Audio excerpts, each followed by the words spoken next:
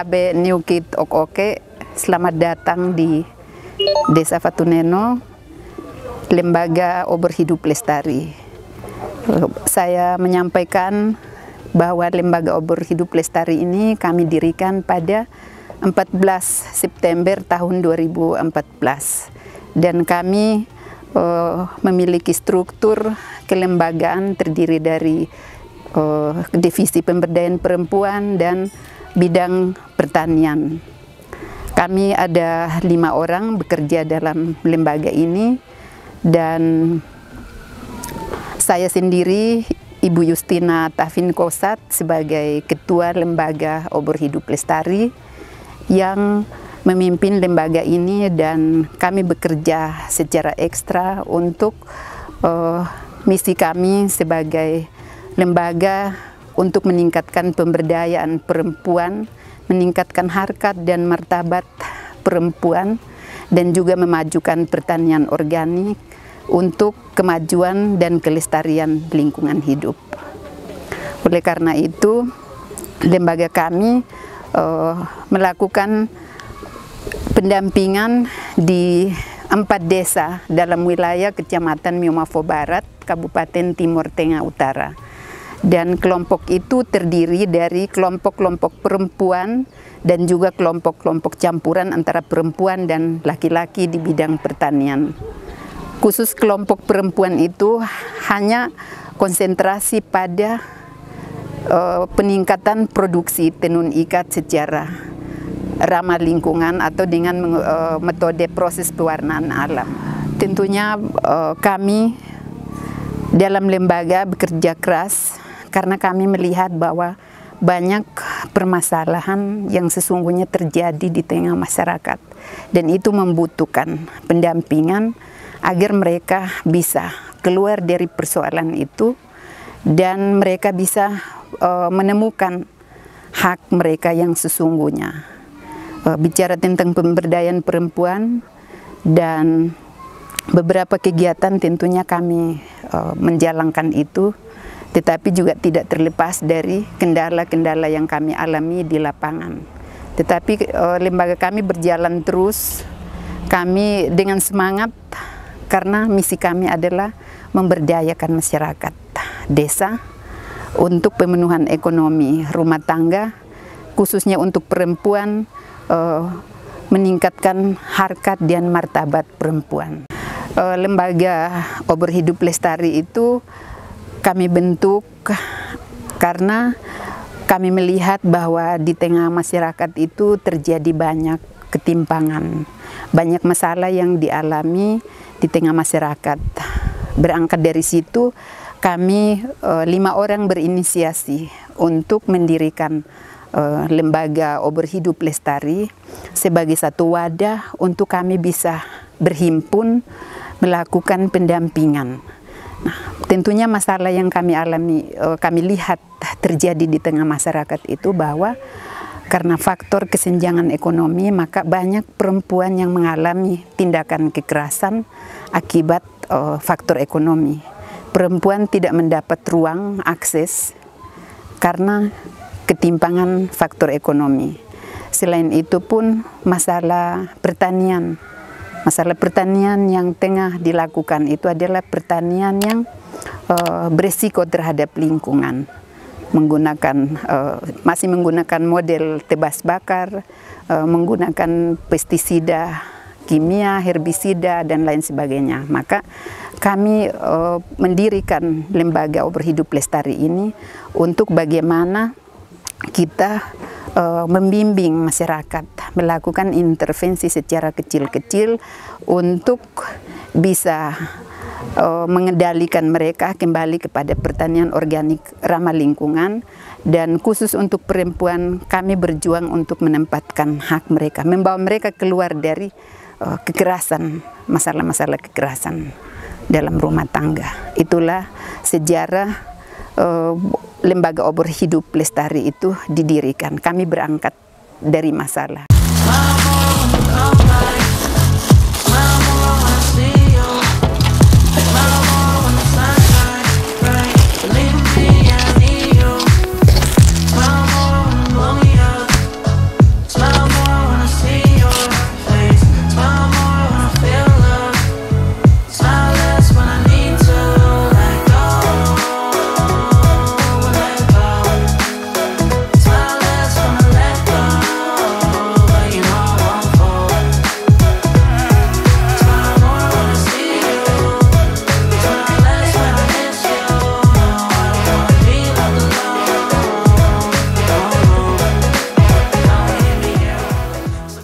saya Katerina Aplan dari Divisi Pemberdayaan Perempuan.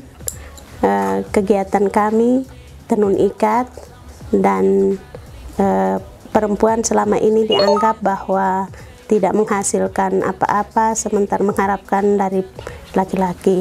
Tetapi dengan keadaan begitu, kami dari pemberdayaan, kami membuat kelompok untuk memberdayakan ibu-ibu rumah tangga, untuk menghasilkan uang, untuk menambah penghasilan keluarga, sehingga perempuan jangan dianggap remeh.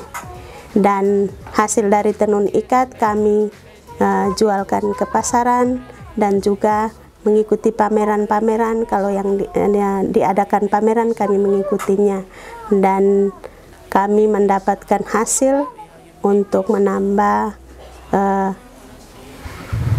usaha untuk menambahkan pendapatan keluarga. Dan dari hasil itu ada yang memesan, kami buatnya, dan kami mengikuti kegiatan pameran. Kami menghasilkan uang untuk menambah pendapatan keluarga. Dari pemberdayaan ini kami membentuk 5 kelompok, Fatuneno 2 kelompok, Eban 1 kelompok, Salus 1 kelompok, dan masing-masing kelompok ada 15 orang anggota. Ya, kelompok ini dibentuk tahun 2016 dan dari 5 kelompok itu berjumlah 75 orang. Nama saya Maria Yosefina Poli, atas nama Ketua Kelompok Sehati Tenun Ikat di salah satu Desa Eban, Kecamatan Miomafo Barat. Kelompok Sehati berjalan 2 tahun yang lalu, sejak tanggal 22 Juni 2019. Tetapi di tengah pandemi COVID, kelompok ini tidak berjalan begitu normal. Kelompok ini melakukan kegiatan setiap hari Sabtu dalam minggu. Jadi satu bulan kelompok ini melakukan kegiatan selama 4 kali. Kelompok Tenun Ikat Sehati sudah menghasilkan beberapa desain tenunan yang berasal dari pewarnaan alam. Jadi hasil pewarnaan alam itu berasal dari daun-daun kayu yang menghasilkan warna tersendiri, menghasilkan warna dari bahan-bahan alami. Hasil dari kelompok ini sudah menghasilkan beberapa kain tenunan, sebagian sudah terjual dan sebagian belum terjual. Perkenalkan, nama saya Delviana Naben, anggota kelompok Sehati. Di sini saya mau jelaskan bahwa tenun ikat yang kami kerjakan di kelompok kami, kalau yang pewarnaan alam itu hanya untuk dijual, sedangkan yang motif khas daerah, motif khas Desa Eban untuk dipakai di kehidupan sehari-hari. Nah, untuk pembuatan tenun ikat pewarnaan alam ini, kalau yang kecil, kalau tidak berhalangan 1 hari bisa selesai, ukuran selendang. Kalau untuk ukuran kain atau batik itu bisa dikerjakan selama 2 atau 3 hari. Untuk proses pencelupan ada tahapan-tahapan. Pertama itu dari persiapan bahan. Setelah persiapan bahan dilanjutkan dengan pencelupan. Setelah pencelupan dilanjutkan lagi dengan penjemuran. Setelah dijemur dan kering baru dilaksanakan dengan desain sesuai dengan warna yang kita hasilkan.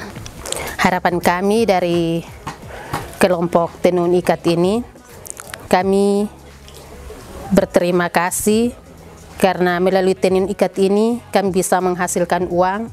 Kami bersyukur karena melalui tenun ikat ini kami bisa memenuhi kebutuhan kami. Kami bisa membantu di keluarga kami walaupun sedikit. Tapi kami bersyukur kami bisa menyekolahkan anak-anak kami dan untuk kepentingan kami sehari-hari. Kedepannya semoga dengan kelompok tenun ikat ini kami bisa mendapatkan sedikit bantuan atau sedikit tambahan untuk alat-alat atau perlengkapan yang kami butuhkan untuk selanjutnya. Sehingga dengan adanya tenun ikat ini kami dapat memenuhi kebutuhan kami di rumah tangga kami masing-masing melalui kelompok. Karena kalau tidak melalui kelompok, tidak mungkin kami bisa menghasilkan beberapa kain. Memang untuk kegiatan sehari-hari ada yang bisa kerja sendiri, tapi kami bersyukur karena dengan adanya kelompok ini kami bisa membantu dari yang belum tahu sehingga sampai ada yang belajar sehingga semua bisa tahu bekerja tenun ikat ini.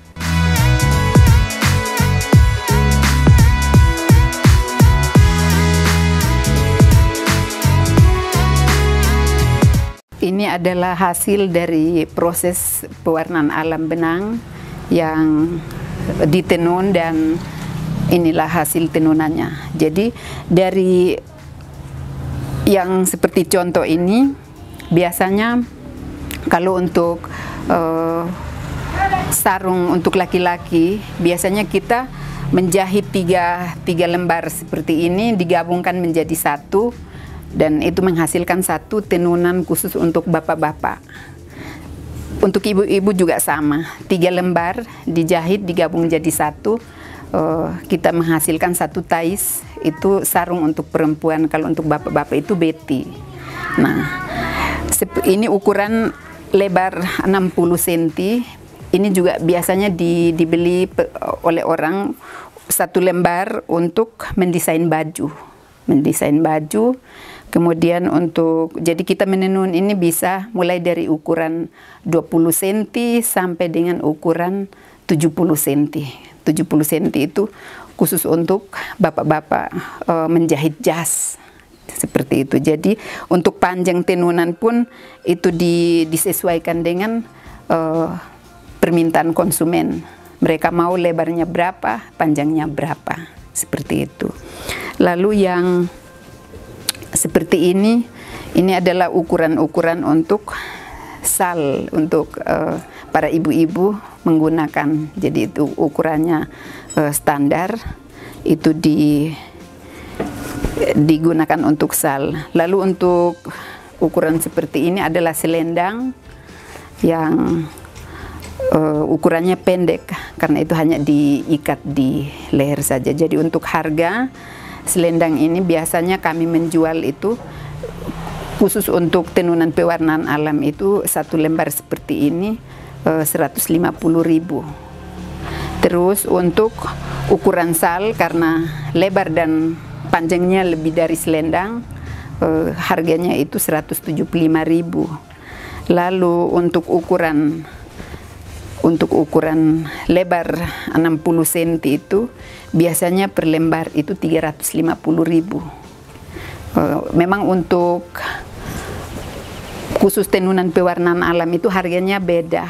Dia cenderung lebih tinggi dari tenunan sintetis karena memang proses betul-betul dengan ketelitian dan betul-betul kita menjamin bahwa tenunan yang kita hasilkan ini adalah tenunan yang berkualitas dalam arti tidak luntur ketika digunakan atau dipakai oleh konsumen. Jadi untuk pemasaran selama ini yang kami jalankan itu di Lembaga Obor Hidup Lestari juga ada halaman Facebooknya, kita bisa mempromosi lewat itu dan juga bisa langsung dengan kontak person dari lembaga.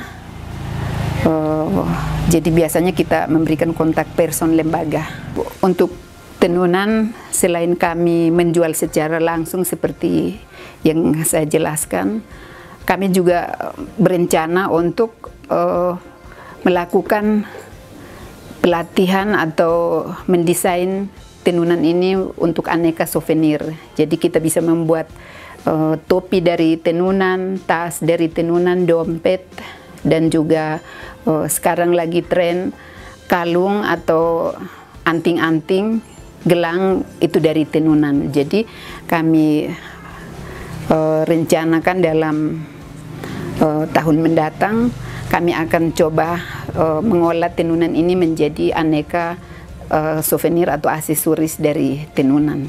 Karena itu kita membaca peluang pasarnya lebih cepat dibanding jika kita menjual tenunan secara langsung. Karena itu kita berangkat dari harga 10 ribuan sampai dengan 200 ribuan untuk aneka souvenir itu. Sehingga kita mengolah tenunan ini menjadi beberapa jenis aksesoris.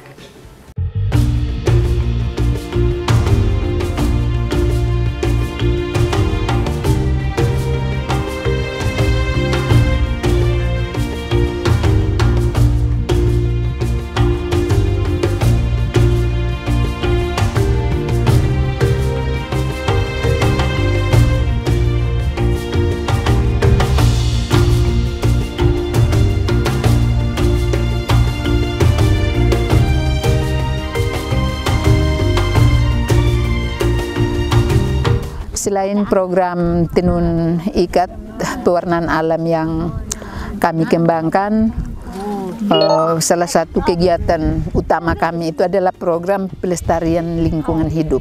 Nah, dalam program ini kami melakukan penghijauan pada sumber mata air dan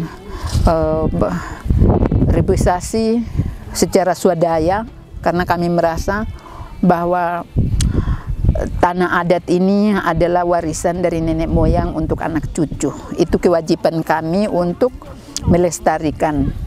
Nah, dengan program yang kami jalankan,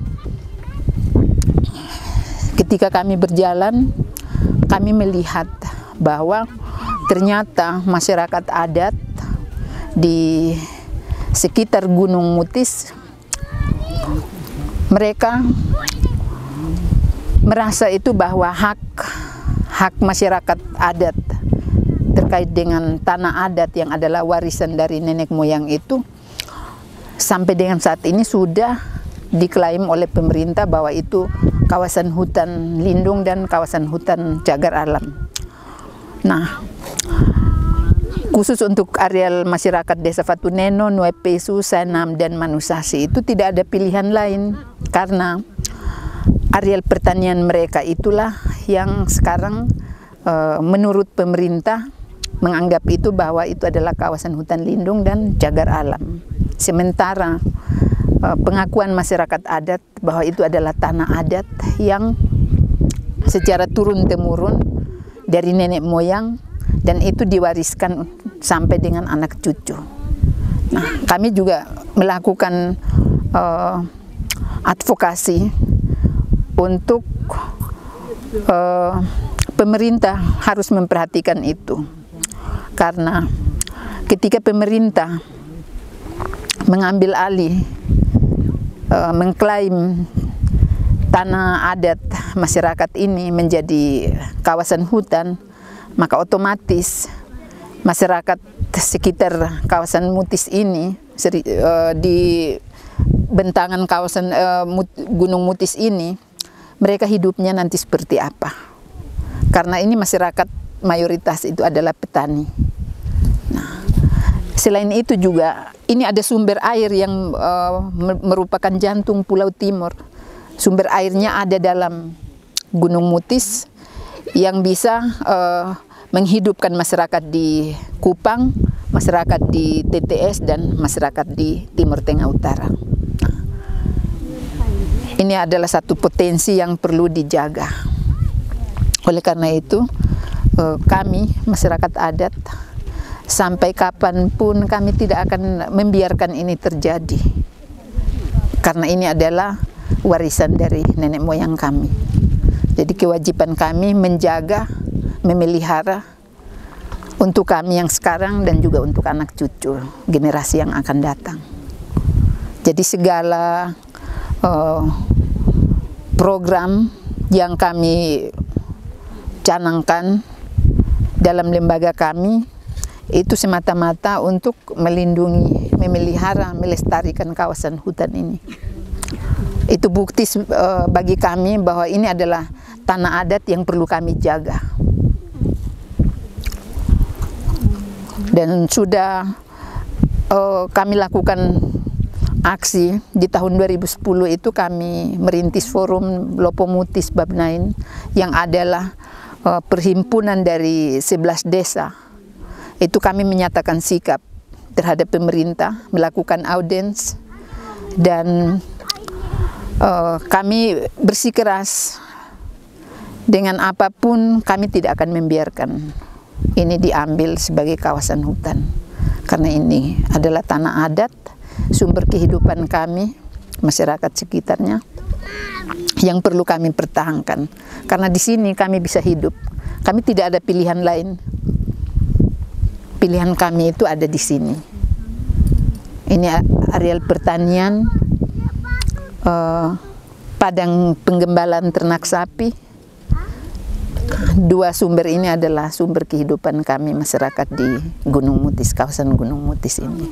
Kami juga bertani atau berkebun di bawah lereng ini, dan selain itu alasan kami kenapa kami harus mempertahankan ini, karena di gunung ini banyak suku yang memiliki banyak tempat-tempat ritual yang adalah milik dari suku-suku yang ada di keseluruhan Miomafo, bahkan di luar Miomafo. Jadi mereka melakukan tempat ritual di dalam ini secara adat. Selain itu, kalau pemerintah berpikir menetapkan tanah adat ini sebagai kawasan hutan lindung, justru kami lebih melindungi hutan, karena bagi kami ini adalah sumber kehidupan kami, maka otomatis itu menjadi kewajiban dan tanggung jawab kami untuk menjaga, melestarikan tanah adat ini, karena ini sumber kehidupan kami. Tanpa dukungan dari siapa-siapapun, kami sendiri membuat program, kami melakukan aksi-aksi penghijauan, menanam pohon, rehabilitasi sumber air, lahan-lahan kritis yang longsor. Kami memelihara itu semua, karena ini kami sadar, tahu bahwa ini milik kami, yang kemudian itu akan diwariskan kepada anak cucu. Sekarang kami berada di Kobe, yang mana tempat dulu lahan pertanian untuk kami petani, yang mana dulu ini hasil bawang putih yang kami tanam di sekitar sini. Tetapi sekarang ini karena pemerintah mau ambil alih, makanya kami juga takut mau mengolah tanah di sini. Jangan sampai kami sudah olah, lalu dalam perjalanan pemerintah mau ambil alih, kami rugi. Jadi untuk sementara lahan-lahan di sini kami belum bisa olah karena belum ada kejelasan dari pemerintah bahwa ini tanah adat atau pemerintah mau ambil alih tanah-tanah yang di sini. Tapi kita tidak bisa. Jadi kami tidak bisa memberikan dari kami tidak memberikan kepada pemerintah, karena kami mau hidup dari mana? Karena ini dulu kami hasil dari sini. Ini hamparan ini nih dulu musim-musim begini ramai di sini seperti pasar. Kampung tetapi kosong. Sekarang sepi karena kami tidak bisa mengolah lahan di sini lagi. Karena kami takut jangan sampai dalam perjalanan hasil sudah kami dapat, lalu pemerintah datang bahwa ini milik pemerintah. Itu yang kami takutkan. Padahal ini kawasan dulu pertanian yang kami olah, lahan-lahan di sini. Hasil bawang putih terbesar untuk TTU di sini, ya, tempatnya. Jadi yang beli-beli bawang putih itu hasilnya dari sini, dari Kobe sini. Selain hamparan ini untuk tanah pertanian, bawang putih dan kacang merah juga untuk ternak-ternak kami. Jadi kami biasa lepas ternak untuk merumput di sini. Tapi kalau sudah diambil alih, kami mau lepas ternak di mana lagi? Karena kami selain bertani juga berternak, dan ternak-ternak kami seperti sapi, kami lepas di sini untuk merumput. Jadi kalau hamparan ini diklaim bahwa ini bukan milik masyarakat, kami mau lepas ternak di mana? Harapan kami itu satu saja, Pak. Tanah ini menjadi tanah adat untuk kami dan juga untuk generasi yang akan datang. Jadi pemerintah tidak perlu menyusahkan masyarakat, harus memberikan tanah ini sebagai tanah adat untuk kami lebih leluasa mengelola, tetapi dalam konsep pertanian ya sistem wanatani. Jadi kami bertani, beternak, dan melindungi kawasan lingkungan, melestarikan lingkungan ini. Harapan kami, negara dalam hal ini pemerintah harus mengakui dan melindungi hak-hak kami sebagai masyarakat adat dan punya hak atas tanah adat ini, dan pemerintah harus memastikan mengeluarkan tanah adat ini dari klaim sebagai kawasan hutan negara.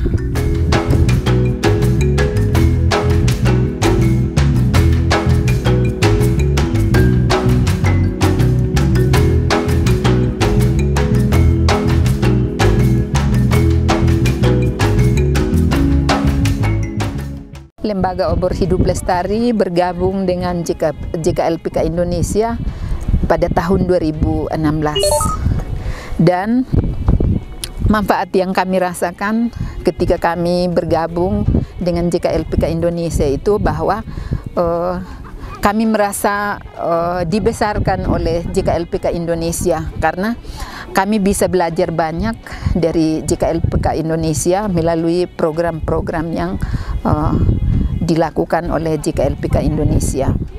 Dan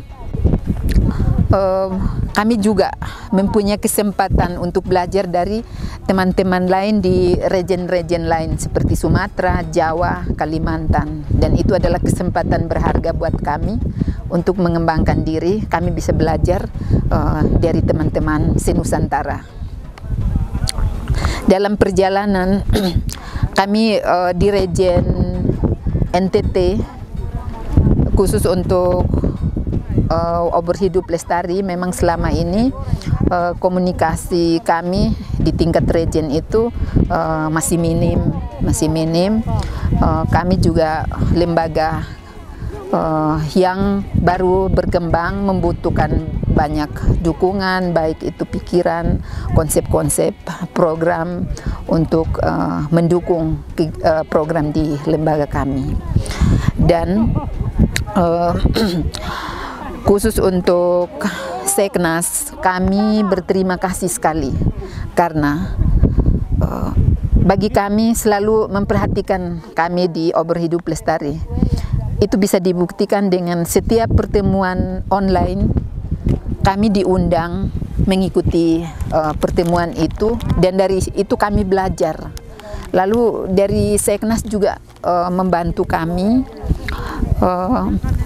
memperkenalkan kami dengan mitra-mitra lainnya, sehingga pada kesempatan ini kami hanya satu harapan atau satu pesan kami, Seknas JKLPK Indonesia membantu kami dalam program advokasi dan juga program pemberdayaan lainnya dengan memperkenalkan lembaga kami ini kepada mitra-mitra yang memiliki program dan visi misi yang sama. Bagi kami, Seknas sudah sangat luar biasa untuk Obor Hidup Lestari. Tetapi yang masih kami harapkan itu adalah Seknas membantu kami untuk memperkenalkan kami dengan jejaring kita yang lainnya yang memiliki program yang sama, biarlah program yang kami lakukan di Obor Hidup Lestari itu bisa mendapat dukungan.